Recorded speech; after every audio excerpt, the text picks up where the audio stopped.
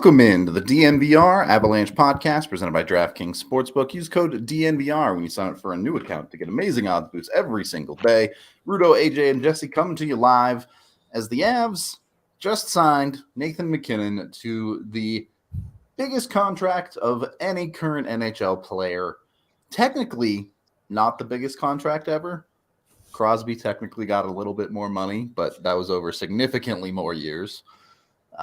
Largest AAV ever, correct. $12.6 million over 8 years.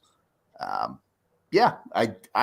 don't think anyone is particularly surprised by this, but it's finally done. So it doesn't kick in until next year, of course, but I'm just glad it's done. Or any more significant thoughts to start off?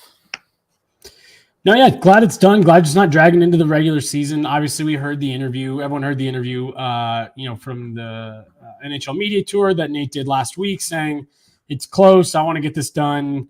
I don't want to be anywhere else. So you were never worried that it wasn't going to get done. But it's nice to have it. It's in the rearview mirror now. You don't have to talk about it. You don't have to think about it. Everyone in the organization and everyone outside the organization, like us, can just focus on the season and the hockey and not have to worry about it. And I tweeted out this morning, I think it's a great deal for both parties. And on a deal like this, for a play like this, like that's what you want. This, I think, has been like the smoothest negotiation that we've heard of in a while. Like Kale wasn't bad. Mikko wasn't bad. But look, this is a big name player. He just became the highest paid player in the league on an average annual value. You want to make sure he's happy. You want the team to feel comfortable. And I think both sides landed on that with this deal. He gets to be the highest paid player. The Avs get their term, and they're not going into the 13s, into the 14s, into the 15s. Like they kept it manageable, a little bit higher than maybe what we were hoping for, super optimistically before the end of the season. But I don't see how anyone can be upset about this or look at this as a bad deal. I think both sides are gonna be really happy with this. I mean, I think that I actually haven't seen really any dissent in from Colorado perspective. I see people from the outside who are like, they're gonna have problems with the cap, and it's like, oh no, they have to pay their elite players. Oh no. But I really don't think there's a really good chance that the end of this contract doesn't go very well, and that they're paying $12 million for a guy that's just not a $12 million player anymore. It's always the case with players going into their mid to late 30s. I don't care about any of that right now. We're probably not going to care that strongly about it in 2030, right, when the deal is ending. I wish all star contract situations could go like this, where the Avs draft a guy, they sign him to a long-term deal, they sign him to another long-term deal. That's his whole career. That's his career. We're done. 2 contracts, this is a piece of cake.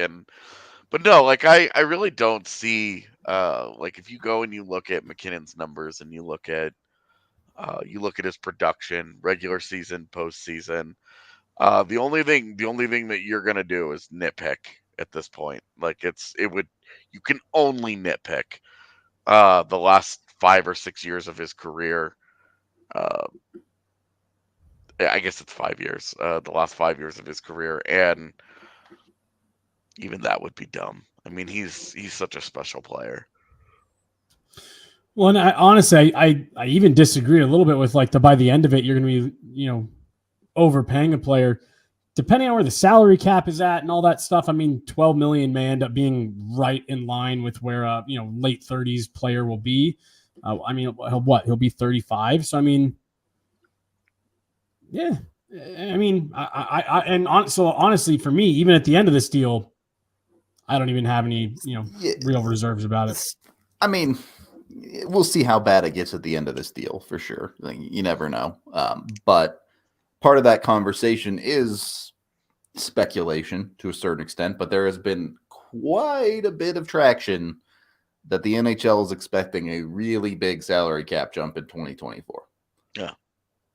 So, and if not 24, definitely. Again, I mean, to AJ's point, we're talking about 2030, 2031 when you're really getting to the end of this deal. And yeah, I mean, one, also to AJ's point, you really don't care about that right now. But it ended up just shaking out the way that we've talked about now for 2 years. They basically said, hey, look at EJ's contract. Do you want that money? It's yours. If you want it, it's yours. And that's essentially where we landed. Yep. He got literally doubled his current deal. Mm-hmm. Exactly. Mm-hmm. From 6.3 to 12.6. So, yeah. And I mean, it's funny like that he becomes the highest paid by $100K. He's like the new AAV king, and you're just like, cool. Like, you wanted to be the highest paid player in the league, and the Avs were like, we really don't want to give you $13 million. And so he was like, let's do this, I guess. Yeah. The exact double of his contract is an interesting, because I almost wonder if that was just where it was like, do you just want to double it? I will say the structure of this is really interesting. We have never seen the Avs do a deal structured like this before. Mm-hmm. And I wonder if this is a difference that we will see between McFarland and Sakic, because almost the entire contract, $85 million out of the $100 million is in signing bonuses, but $45 million of that is in the first 3 years. I wonder what it's going to be like for MacKinnon getting a smaller game check than Logan O'Connor this year. Because his base salary is $775. An interesting structure, more than anything, is that I just think the structure of it is like fascinating for me. I mean, and I would be willing to bet that that's the main thing that caused this negotiation to go on as long as it did. I'm sure they had the number for a while. Yeah. Yeah, I'm sure that they've been in the 12-6 area for a while, and that the real thing is the bonuses, trying to figure out these bonuses, because they're very specific. And the 1 year that he has a really high base salary is potential lockout season. Yep. So also a deal like this has to get a deal this big, this large, and it has to have an ownership approval where they're comfortable saying July 1st of every year, we'll cut you a $15 million check. I was going to say, yeah, that's not even just C-Mac versus Joe Sakic. Like, I feel like you typically would need to see like a change at higher levels to see this kind of be done that differently. Because yeah, I mean, that's Stan Kroenke's got to rip the check out of his book. You know what I mean? Like, yeah, and that's where you have to get owner. You know, Josh. Really, it's Josh that has to say, sure, the July 1st of every year, we'll give MacKinnon a $15 million deal for the next 3 years. But it is interesting that from the player side, he gave back a little on the lockout year. He gave the team protection so that if there is a lockout, they're only giving him a $3 million check on July 1st of a year in which they may not have a labor agreement in base place. Salary might not be a thing. Exactly. So it is an interesting. The one area where I think that MacKinnon did the Avs a solid was right there. Was in that 1 year. I don't think that this is like he talked about. Oh, I'll take a little bit less. I don't think when you become the new highest paid player in the league, you can't be like, oh, look at all the money I left on the table. But could he have like would the Avs have been like, there's no way we're giving you $13.5 million? Like, would that $1 million really have been the difference between him walking in free agency and the Avs signing him? No, I don't think it would have been. I think push comes to shove, the Avs probably go there. But I don't think that we can really talk about this in any kind of a real term of hometown discount. I think this I is disagree. fair. I think it's fair for both sides. I think both of them. I don't think he left much money. I'm having a hard time believing that $100 million deal. We're going to talk about money left on the table. As a UFA, 100% someone goes over 14. No doubt at all. Yeah. So you're probably talking about $10 million over the life of the deal. Yeah, and he get 14 over 7 years. What's the difference in them? What's the difference in that money? Right, I'm just saying, do math. I can't do math live on air. So I'm just saying, 14 times 7 is $98 million. That's less money than he just signed for. So once again, I'm not gonna. I don't think that we're gonna. For me anyway. This isn't like, wow, what a steal. I think that he's the highest paid player in the league. He's on his way to the Hall of Fame. Hopefully they get another Stanley Cup or two along the way. And he cements himself as an all-time great NHL player. And I don't, 12.6 worth. Well, now I'm going to sound kind of petty, but I swear to God, this is going to be my point anyways. I was about to build off of something that you just said. I really do. It was interesting to me because Nathan MacKinnon definitely has, and it's not even just necessarily reputation. It is who he is. Just, a little bit prickly, a little bit, not super friendly, not super, jovial. And it's cool to see, like you said a minute ago, AJ, there's the story that's resurfaced a couple times, and his dad even talked about it this summer, a few weeks ago in an interview, how, Nathan MacKinnon as a kid said, I want to play for the Mooseheads. I want to get drafted by the Avalanche, play with Joe Sakic, and, whatever. And it's just been amazing to watch this story arc and this relationship just be built from the very beginning, right? Where, again, we didn't know all his childhood Avs stuff at the time, but he gets drafted. He comes in, he has this great rookie year. The team struggles for a few years, but he gets a long-term extension. Cool, he's here. During that extension, the team rebounds. They're back on the upswing. They're back to relevancy. They win the Stanley Cup. His next extension is coming up. And again, it seemingly seems like it was just a really easy negotiation. Both sides want this. He wants to be here. They want him here. He wants the max term. They're willing to give the max term. And then again, yeah, like you said, sure, you can, depending on who you are, you can look at it as either discount or not. Either way, it was an easy negotiation.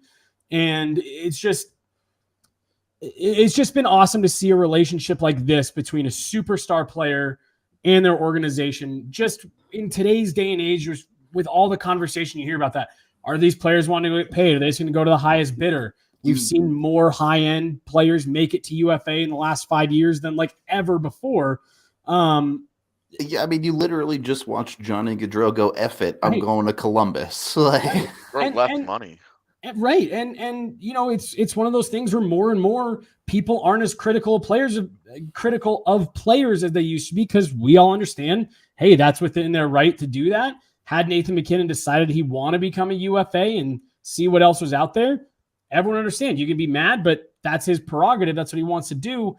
It's really fun. It's really refreshing to see just this relationship be so, symbiotic between a player who has this very outward reputation of being kind of hard to deal with and not really easy to talk to. The marriage just seems to work. And again, you just go back a few years. This is another example that I think is becoming increasingly more and more rare. Not that it's that big of a deal. Just interesting. Side note, Nathan MacKinnon has said this for the last few years. I want to be here. I'll be back. I'll do it in a way that we make sure that we're not, putting ourselves in a bad spot. And whether you think it's a discount or not, I think we can all agree the one thing his contract does not do is put the Avs in a bad cap situation at any point going forward. So it's been refreshing to see that, hey, he said this as of a few years ago. And, the time came, he got his cup. He had every opportunity to say, let's wait and see. But kind of like McCarr with UMass-ish, nope, I said this. This was my word. I wanted to be here. Let's get it done. And it's like you said, AJ, wouldn't it be neat if just all the contract negotiations we had to cover went like this? I mean, I don't feel like it's going to be it would be a huge shock come the summer of 2026 and Cale Makar signs an 8-year extension Mm-hmm. for $17 million, you know? Yeah. Like, Yeah. I don't feel like that's going to be a big thing. Nope. But yeah, it really would be nice if they were all easy like this. It's nice that Certainly a lot more fun to do it this way Yeah. on the eve of media day Yeah. versus the eve of free agency. I mean A lot more fun. I guess Makar's was pretty easy, but before that, the last two major ones, you had Landy on bordering on free agency, and then you had Mikko, who held out through most of training camp as an RFA, waiting to get that deal done. Yeah. So McKinnon's just like, nah, we're getting this out of the way. We're getting it over with. A little bit of house cleaning. There is a full NMC, of course, on the entire contract. No surprises there. Good. Yeah, right. Exactly. But we are brought to you by Game Time. If you love DNVR, then you're going to love Game Time. And the best way to support us is to buy sports tickets through Game Time at the link in the description of this video. You can get all sorts of everything there. The tickets are amazing. Actually, DNVR is going to be doing a little outing to the Rockies pretty soon here. And we got all-in price for good Rockies tickets for $6. So, yeah, DNVR actually is doing a employee night out tonight at the Rockies game, and everybody bought their shit through Game Time for literally, it was like $6 tickets. Yep. It doesn't have any of those nasty fees like Ticketmaster. Doesn't do any of that gross stuff. Hasn't Ticketmaster lost like multiple lawsuits over the years? Yep. And had to pay money back to people? Yeah. It's basically been confirmed that they have bots that buy up the tickets and then jack up the price as resale. It's pretty awful. So, I mean, capitalism, but smart for them until the lawsuit thing. Avoid Game Time or avoid Ticketmaster. Use Game Time instead because you can get prices up to 60% off on some of these tickets, especially when the Avs season gets up and running. Those tickets are going to cost a penny. So be sure you're in on it with Game Time. You can join over 15 million people who've downloaded the Game Time app and score the best seats to all your favorite events. Also brought to you by DraftKings Sportsbook, the #1 rated sportsbook app out there. Yeah, look, I don't know how many ways we have to tell you guys that DraftKings just wants to give you a bunch of free money if you make a new account with the code DNVR.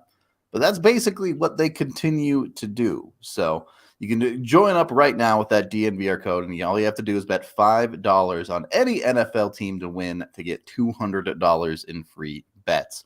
Plus, you can boost your winnings with stepped-up same-game parlays. For every leg you add, you can boost your winnings up to 100%. So you're talking about ridiculous boosts at that point, even if it's like a super easy, like picking the under in a Denver Broncos game right now. Yeah, not difficult. Anyway, go over to DraftKings, check it all out. Of course, you can bet on hockey.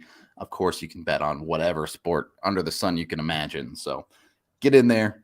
With the MacKinnon deal signed, I wonder if that affected his odds for the Hart. I didn't actually check. It was plus 1,000 to bet on MacKinnon to win the Hart this year. Last time I checked, so could be an interesting bet. You would think that they would get worse with the contract security, right? You would think, yeah, because part of the motivation of the contract year, you win the Hart going into free agency, then you're getting $15 million a year.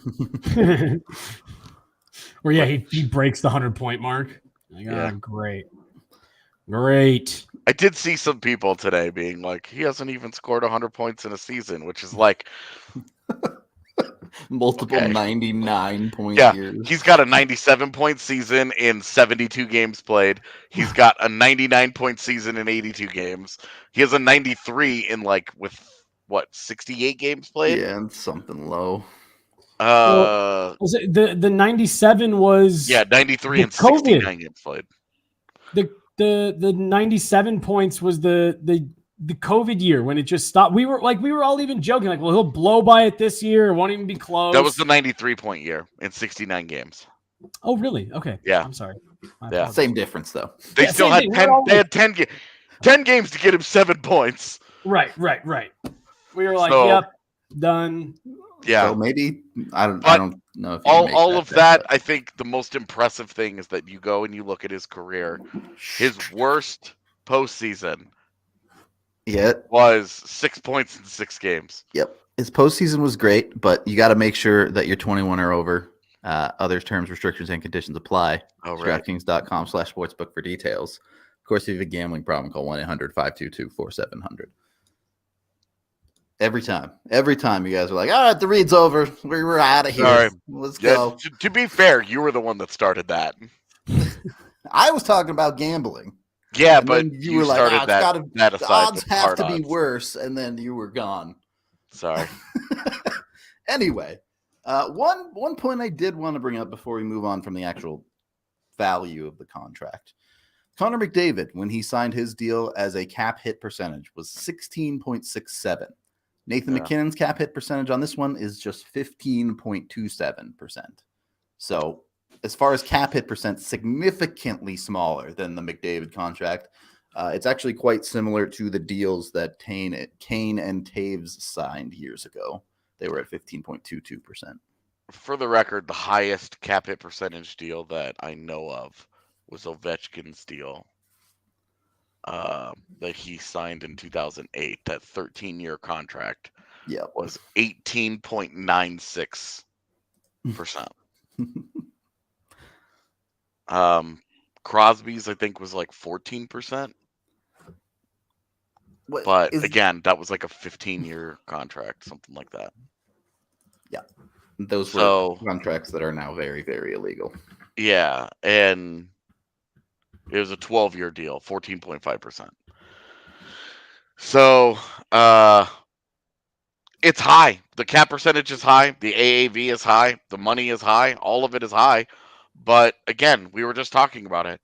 For the last 5 years, he's been a top 5 player. He's been an elite postseason performer. He's one of the most dominant players in the NHL today. He's in his prime. You really don't. You weren't seriously concerned about decline until about 32. That's when you start to be like, okay, we can really start to see something, and you just never know. Like he may not start declining until he's 35. Right. He might decline when he's 30, but they've got a couple of years until they have to worry about that, no matter what. This is it. Like, really, this sets up, and I've said this multiple times. They've got 5 of their top 6 forwards are now locked up for at least the next 3 years. When Rantanen is the next guy on this list. They've signed 3 8-year contracts in the last year and a half. Year and change, really, with Landeskog, Nichushkin, and now McKinnon. They've got Girard and Makar signed long-term. Byram is an RFA, so they'll have at least 4. They'll have 4 years of RFA to work with for him. Their big guns are kind of set. Like they really, the thing about the whole, they have a cap problem. Like, what money do they need to spend? Right. Like, they're probably going to lose Devon Taves because the cap won't go up enough in time for that to happen. So that's probably going to happen. But again, with Girard and Byram there, you're really set up. Not that you could just lose a guy like that and be okay, but they are set up to be able to lose a guy like that and not have it crater their defense. So they're in a good position. Outside of, you could maybe say, Newhook and Byram, they don't have any major contracts on the horizon. Even Georgiev, 3 years. He's under contract for 3 years, so they don't have to invest in that position again for a couple of seasons now. So they really will be okay. Taves is the likely only guy that you can point to and say you're probably not going to be able to keep this guy. Right. He's played too well.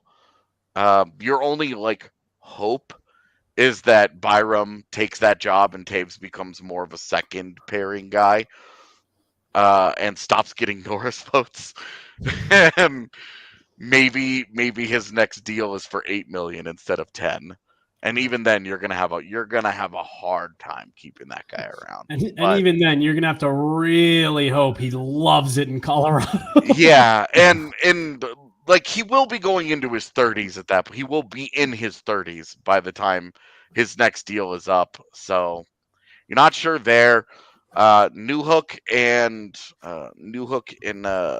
Byram are both fair questions because of the way that things are set up now, because the roster is now very top heavy with salaries at the top. You're probably going to have to get bridge deals on those guys.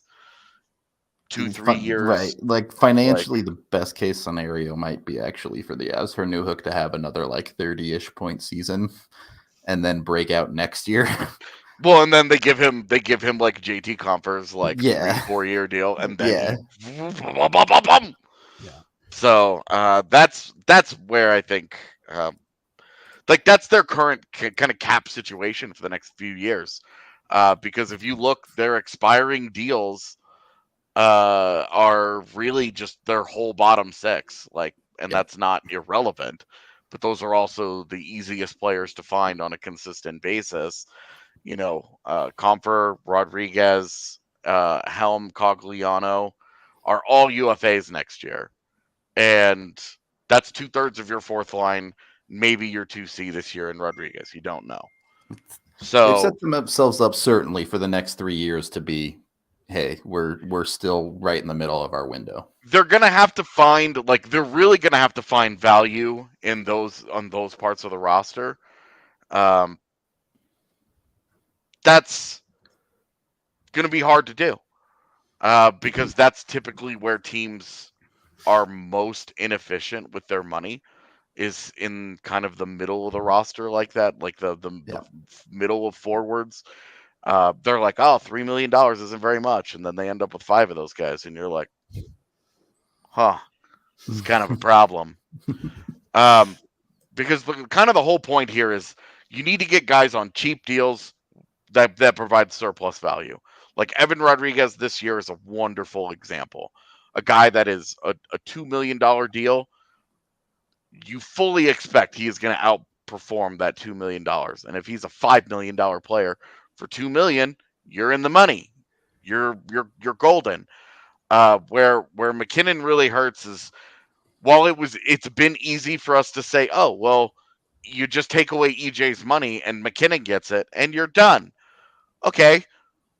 But then you lose EJ. And that's the whole point of why MacKinnon's contract was so valuable, is that you were getting an elite player at such a discount that you were able to get in, you were able to have another guy on your roster making $6 million that you maybe otherwise would not have been able to go out and afford. So this is where, look, the Colorado's front office has done an exceptional job over the last few years of making the most of Colorado's cap situation, making the most of MacKinnon's $6.3 million deal. They've done a great job. To be honest with you, Makar's contract already is a gigantic steal. And will only provide even better value as the years go, because Makar's only 23 years old. History tells us that his best years are still 3 to 5 years away, which is fucking crazy to think about when you look at his career. So this is where you have this is where your next challenge comes in with the MacKinnon deal, is that this raises the bar. They've got to now kind of do the thing that they have struggled a little bit with, where they go and they mine value from kind of the middle of that roster area. Well, and the other thing too, just kind of a last thing on like the actual value of the deal itself. Like for me, it's also funny how this conversation, how different it is if they don't win 2 months ago, right? Totally. How you're now in this thing of like, okay, well, you're having to pay him now, and it's going to get a lot harder to build these super deep rosters. And it becomes a lot more of a juggling act. But now that this core has a cup, like to the point that you've made a couple times now, AJ, like you have the bulk of this core locked up for at least 2-3 years here. You have a couple chances to make some runs at this again, with a core that's gone through it, with a core that's done it, and you just don't feel that like added pressure of, wow, you wasted the cheap contract. Now he's going on to the more expensive one. It's going to get a lot harder. There's just a little bit of that weight off, which I think makes a lot of this too. Because look, like, I don't know if we're necessarily downplaying it, but we understand the reality here. That's a high-end elite player. That's kind of where the contracts are. But if they don't win that cup a couple months ago, this is a much tougher pill to swallow because you are looking at, okay, the challenges and how do you get better? How do you improve? But you step back at it now, you say the core's locked up. They've been together. They now know what it takes to get over the hump, to get across the finish line. Cool. We feel good. We feel like this gives them enough flexibility to just kind of cycle them in and out at the bottom because that core is so solidified. It's just funny to think about how different these exact same events play out if they don't win that Stanley Cup, or not even play out, but what they mean if you don't have a banner that you're putting up in a couple weeks. To be honest, the commitments that they made may not have been the commitments that they made, because it's a lot easier to be like, well, these guys just made a Stanley Cup run together, so we'll just do it again, right? Right. Versus, hey, they got close, but look at Montreal, look at Dallas. There's no guarantee that you're getting back to that level. Look at Vegas. There's no guarantee you can get back to that level. How many of these teams, Nashville, San Jose, those teams have been good and competitive for a long time, made one cup run with those Washington. Cores. I think Washington's a great team. One cup run with those cores, and they lost, and they never were heard from again. Like, losing a Stanley Cup final is often like the worst thing that can happen to a franchise. Yeah, I mean, go and look for my money. I'm just saying, it's really hard to come back from losing a cup final. Yep. Part of another that makes the Tampa group so impressive that they did that. They went through like 2 brutal defeats in the playoffs, losing the cup final. Yeah, the 2015 group was way different from the one that lost against Columbus. Same core. Core. It was. There were some same faces, yeah, but that was a group that went through a lot of changes, and then the Columbus one, they went through a lot of changes, and they bounced back. Like, hey, they did a good job there, and now we'll see how they do after losing in the cup this final most again. recent heartbreaker. Yeah, now on the back end of this, like, do you have it in you to do that again? What you've just spent? Well, and because they've spent so much money keeping that group together, it's both justifiable and a cautionary tale. Yeah, because you're like, well, no one's going, oh darn, after you won 2 cups. Yeah, and then lost a third cup final. Like, right, it's a little bit of a different story there. Absolutely, man.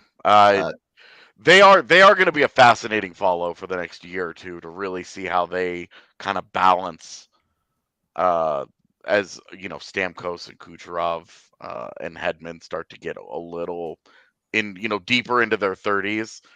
The sacrificing of McDonough right off the top, losing Andre Palat right off the top, like some of this stuff is just, these are big losses for them, and that's the area where right now Colorado is not facing that problem yet. Like, what do they do with JT Compher? Do they bring JT Compher back next year? Honestly, I would say probably not. But that's where you have Ben Myers. That's where you have Alex Newhook.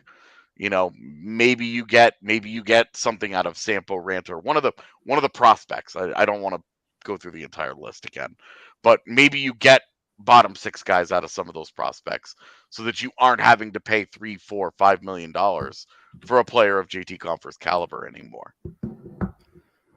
But that's where the difference between Colorado and Tampa is that Tampa's on the backside of that run, and Colorado is now set up for the next 5 years. In my opinion, for the next 5 years, they're the team to beat. Certainly for the next 2, while Taves is still in Colorado. I think the next 3, it's definitely true, and then you kind of reassess from there. Again, even with MacKinnon's deal, next year the Avs have about $12.5 million under today's cap to. Yes, you have to deal with the Newhook and Byram deals, but after that, it's really just their bottom 6 that they really need to sign, and that's enough money to get that done. Well, and like Myers is he is an RFA at the end of this year because they burned the first year of that ELC in those 5 games last year. So you have that. You have Myers set up. You have hopefully between pick your favorites of Kaut, Olausen, Ranta, Foodie, whoever, some ELC replacements for guys like Cogliano and Helm. It shouldn't be too hard for the next handful of years for the Avs. Yeah. We are brought to you by FOCO, though, since we're talking about championships. They do have some Avs championship merch still left out there. You can still get the top human bobblehead with the Stanley Cup. I'm sure AJ's disappointed that it's not sold out. But Devon Taves bobblehead still out. There's a bunch of other stuff out there. They have super dope like shoes and hats and masks and all sorts of stuff that you can get from the Avs or any of your local Colorado teams. So highly recommend you go check out FOCO today. They got all the merch in the world you can imagine. That's pretty much all I got to say about it. When you head over to foco.com, there's a link in the description below. You can use code DNVR to get 10% off your purchase. Again, that's foco.com. You can check it out today to get all of your dope stuff. We're also brought to you by Breck Brew, not just the official beer of DNVR, but also throwing the Hootenanny down at their little location, October 8th and 9th. I say little, it's like a gigantic location. That place is huge. But October 8th and 9th, they're having a big festival for their 32nd birthday. They have a bunch of bands there, including Spin Doctors and some local bands, all sorts of stuff. If you want to go grab a drink, it's a great place to go. Maybe not quite the NVR bar good, but pretty darn close. It's super sick for big events like that. So go to breckbrew.com today. Check it out. You can get your tickets to the Hootenanny and just see all their awesome other stuff too. Third period of the DNVR Avalanche podcast presented by DraftKings Sportsbook. 2 super chats to get to here very quickly. First, we have Kevin with $2 saying Mac attack is back, Jack. Thank you very much.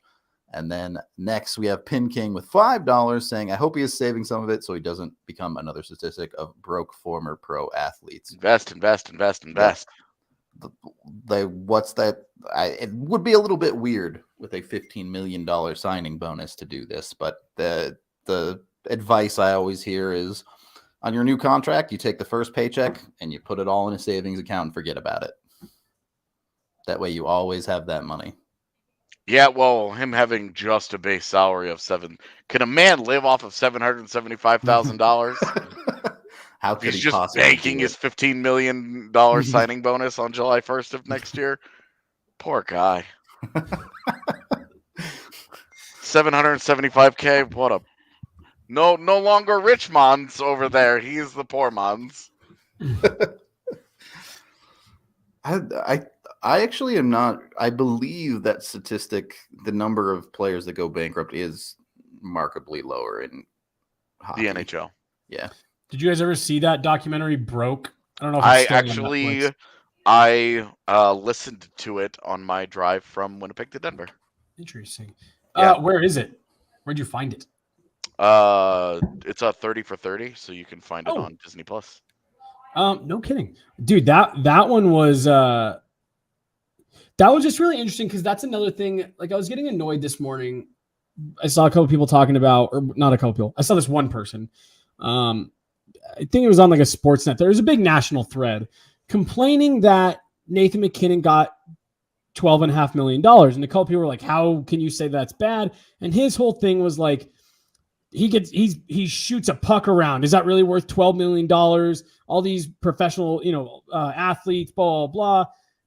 And I just get it. I'm not saying that, like, it's an entertainment business. I'm not saying that, there isn't a lot of money that's paid to them and like whatever. But I do hate when people water it down to like, oh, they just play a game. Like, people can't even begin to fathom the sacrifice and the work that goes into being a professional athlete. Also, how important it is, just in general. You want to make it reductive like that. But what did the world turn into when all the sports went away at the same time? Right. People were fucking miserable. Now, that's not entirely because of sports. Part of that was everybody being stuck at home and not being able to go out and do things. But if we woke up tomorrow and sports were just gone. Yeah, dude. Not like they never existed and we just boop, but just gone. I mean, first of all of us would be unemployed, so that would I was gonna say, yeah. Let's not imagine that too hard. But it would just not like. What do you do for fun? What would the millions of people who center their lives around sports in general, and think of how many people are just one sport people in the world. Right. Somebody like me who loves a lot of different sports, a lot of who even am I at that point? Well, and then the comment that just came in, like, again, people I don't think appreciate like how much they put their bodies on the line, their long-term health. Again, Josh Manson, I was just talking to my mom about this a few weeks ago. Josh Manson lived away from his family for like 3 months because he got traded and they didn't know what was going to happen next. You're talking about they have kids in school and then they get traded. They got to pull them out, enroll them somewhere else, and then they get traded again. Like, being a pro athlete, like, yeah, they make a lot of money and it's very, glamorized, but people don't quite give it enough credit for how difficult it is to like be a pro athlete. Well, and like you always have people who are like, oh, they could dry their tears with their piles of money, and you're like, dude, they have a skill that is valued. Right. It is not their fault that people are giving them money for it, okay? Right. Like there are a lot of athletes. The Olympics are a wonderful example of this. A lot of athletes who don't make piles of money doing a thing that they love. Put all that hard work into dude, it. Still, even within, again, you see the Nathan MacKinnon, $12 million a year contract, and you forget that there are a lot of players in the NHL who are on league minimum deals, 1-year deals, and your agent fees and your taxes and all kinds of stuff like that. His actual take home of that is going to be like $7 million or whatever. I mean, right. Well, I'm even talking like, again, like you think of the Curtis McDermott. So it's like that dude, if his career ends after this next contract, like he has to keep working. Like he's not like set forever, whatever. Forget actual NHLers. You're talking about tweeners who are making like $70K in the AHL, which look, $70K is great. You can live off $70K easily, but it's not like these guys have millions of dollars in the bank. Some of them. Yeah, set up for life and all that. But yeah, so and like it's one of the things when people talk about baseball too, where they're like, "Oh, this guy's getting," because we have in baseball. I literally listened to a podcast at 5:00 this morning because I couldn't sleep again, breaking down free agents into the $100 million tier, the $200 million tier, and which guy might break $300 million. And like there are, the conversation focused around 10 guys. Yep. But think about how many of those guys, and this is where baseball's actually made a major improvement in the last 12 months.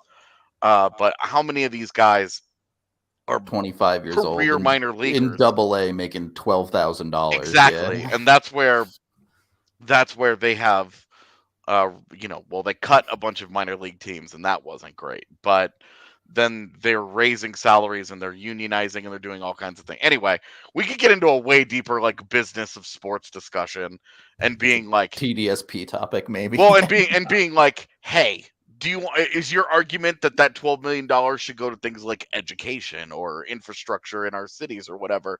I'm with you. Like, I would love to see more investments in those areas. But there are areas where a lot more money is being spent in areas that I would personally disagree with, that I could reallocate some of that money and not worry about what Nathan MacKinnon is making. Anyway, Alex Galchenia, baby. Yeah, I want to get final thoughts on MacKinnon before we talk about that. Good for him. Thrilled for him. Thrilled for the Avs. He's earned it. Somebody in chat made a great point. You're talking about the tip top of number one franchise centers in the NHL. Personally, I think McDavid and Matthews are probably better players, but and they'll probably make a little bit more money on their next deals, in part because their contracts come later than McKinnon's. That's good timing for them. They're going to get a little bit lucky there. But, you're talking about a top 5 player getting paid like a top 5 player. What are we doing here? Very simple. Good for him. He earned it. Okay. Co-sign. The other not an official contract, it's just a PTO news for the Av today is Alex Galchenyuk does look like he's got a PTO, will be at training camp. Galchenyuk has always been a fairly divisive hockey player, just in general. We couldn't even agree on it before the show. Yeah. I'm not just because of how good is he as a hockey player in general, but also has been a guy willing to, he'll throw down in the bottom 6, put it that way. At least for a smaller guy. Look, I don't hate this. Like I've long been a fan of the, low risk, especially PTO for this. To your point, regardless of what you think about Galchenyuk, his whole career, like the one sell behind him, the reason he has gotten more and more chances here over the last few years is it's the offensive upside. He scored 30 goals once 6 years ago. That's what he was drafted on, is that offensive touch. Offense is the hardest thing to create in the NHL, so teams are always going to give him a look. I don't have an issue with them saying, yeah, we wouldn't mind taking a look at this and just seeing if we think it can add some value on a really cheap deal. The other thing to keep in mind, Alex Galchenyuk's agent is Pat Brisson. Do you guys know of any other players whose agent is Pat Brisson? The guy who just signed for $100 million today. $100 million deal is handed out to Pat Brisson's agent, and about 15 minutes later, his other client who's still looking for a job gets a PTO. I don't doubt that at the end of this phone call, or I don't know if Pat Brisson is here in Denver talking with Chris McFarland.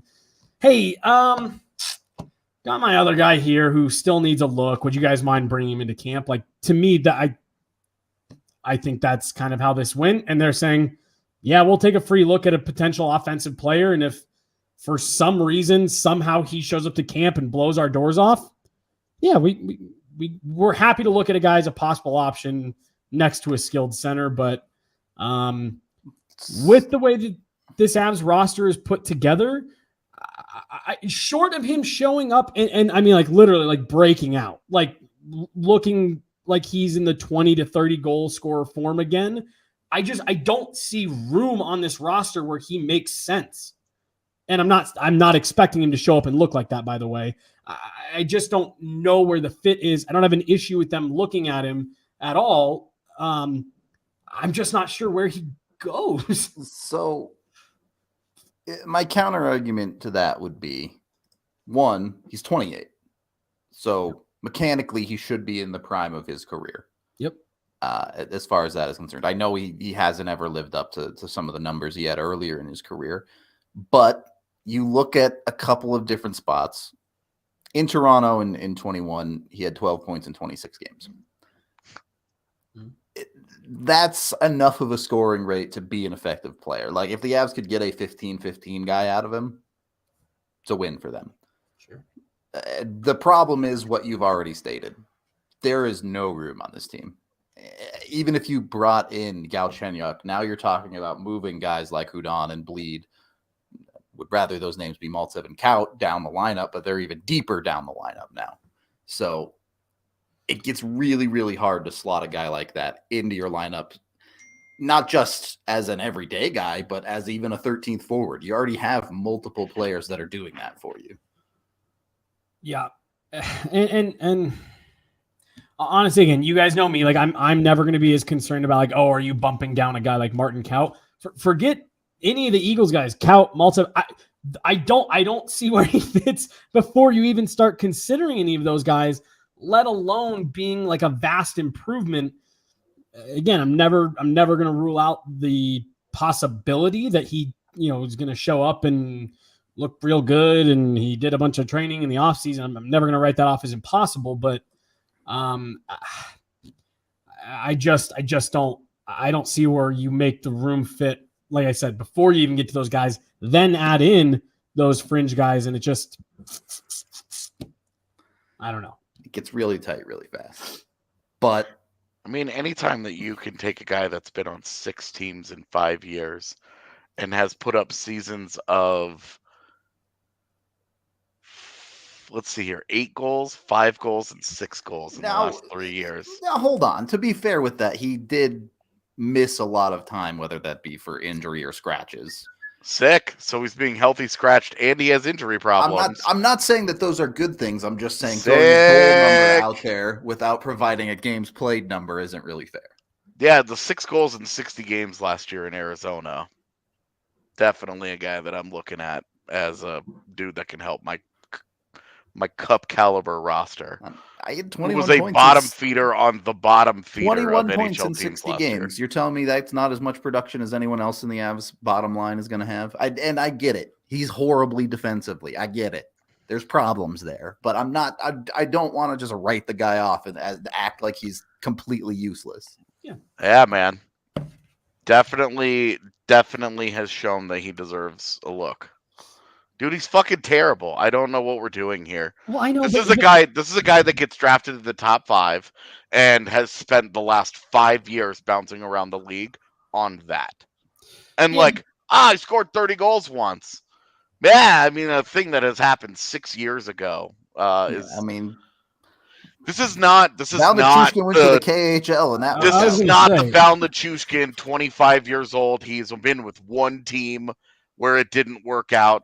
This is a dude who has been he's been in 6 organizations. Yeah, but the argument, 6 front offices gave him a look and then moved on. Again, I remember it very clearly because it was me against you. The argument, the Nuke thing was he's bad, he's terrible, he couldn't hack it in the bottom half of Dallas's lineup. He had to go to the KHL where he was even more terrible. Why would he didn't have to go to the KHL? Nichushkin chose to go to the KHL because he hated the head coach. But the point that everyone was making was, yeah, he went over there and he continued to be bad. I like all this shit about Jack Johnson isn't even true. I was on board with Jack Johnson last year and said that he was going to get signed. But again, Evan with a great point. Nichushkin at least had underlying numbers where you could be like, hey, maybe there's a thing that you like here. Maybe there's something there. There's no underlying number that says that you're getting a quality NHL player from Alex Galchenyuk. Again, I don't think either of us are hard disagreeing with you. I'm just I step back and look. I'm like, I can see why you're at least cool. We'll take a look.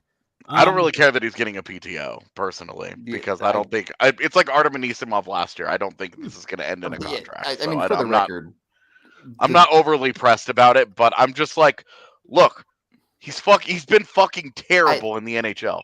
And for a couple of years now. They're just not in the situation to do reclamation projects like they used to be. This is a guy that would need to come in and just be different. He would just need to be like a different player than he has been for several years. You never know. You never know when a guy is going to vibe with a coach. And again, this is why you give him a PTO. You put him in your environment.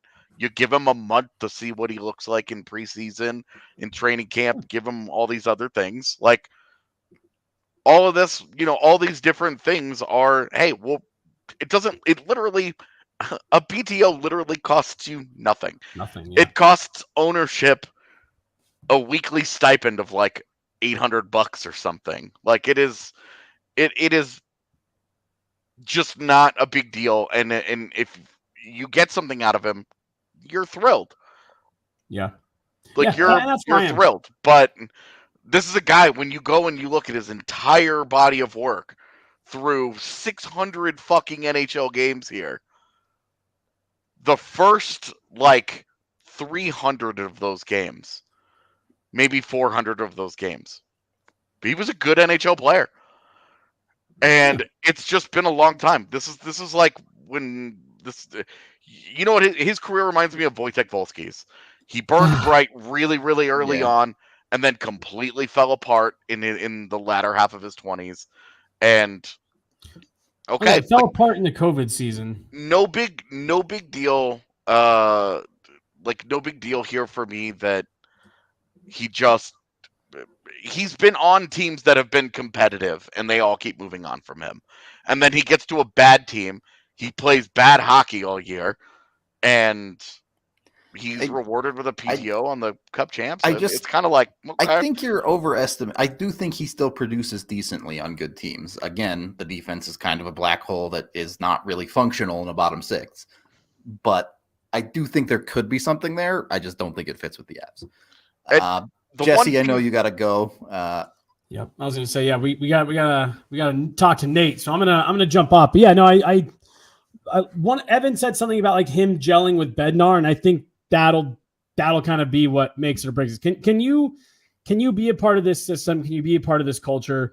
I'm with what both of you guys just said there at the end. If you can get him in here and he shows well, cool. Give him a chance. I don't care if you like what you see. If he's showing out, if it's more of what we've seen the last couple of years as opposed to the first few years of his career, PTO costs you nothing. I'm going to jump out of here. I will talk to you guys later. Thanks for listening, everyone. We are wrapping up anyway here. We did get one more super chat very quickly. Jason with $10. Very generous. Future Avs problem. MacKinnon is fantastic. Makar may be generationally great. As long as the Avs can keep Makar later, good deal. Yeah, I don't think they'll have a problem with Makar just because that's so far down the line, and so the cap situation will be completely different by that Kale point. has always been a very loyal person also. It's Taves that I'm worried about them losing. It's Rantanen that I wonder how hard it will be to make it work to keep him. Yeah. Rantanen is a little hazier just because he's right in that window of, the cap could take a huge jump here. And we don't know what that situation looks like. With Rantanen too, what side are you on? That's a guy who you're thinking he could literally have an MVP season in the next 3 years. Like, if he really pops, all of a sudden that contract goes up, up, up, up. I think Rantanen is for sure a top 15 player in the NHL. Yeah. And the only reason that you're saying, well, maybe you can't, maybe you can't keep him is because in that top 15 you have 2 other guys. Yep. So that's why. Yep. Now, do we have a mod? Scott Doucette can fuck off. This guy's got to go. You've been personally a huge piece of shit to me for years. So get out of our chat. Stop watching our pod. You're not welcome here at all. Don't come to the bar. Don't do anything. Fair enough. Yeah. That's not a no. We're not playing that. You don't get to be a piece of shit to me on a personal level and hang out in our community. You've chosen not to be a part of it for a long time. Fuck off. And to answer his question, were we complaining about Mac's contract? The entire podcast existed of us being like, this pod ruled, or this contract rules. MacKinnon is on his way to a Hall of Fame career, and the Mount Rushmore of Colorado athletes. So he was on Facebook, which also a tell. So anyway, sorry to derail that with that, but that was personal. That was ultra personal. We're wrapping up the show anyway, so yeah. In any case,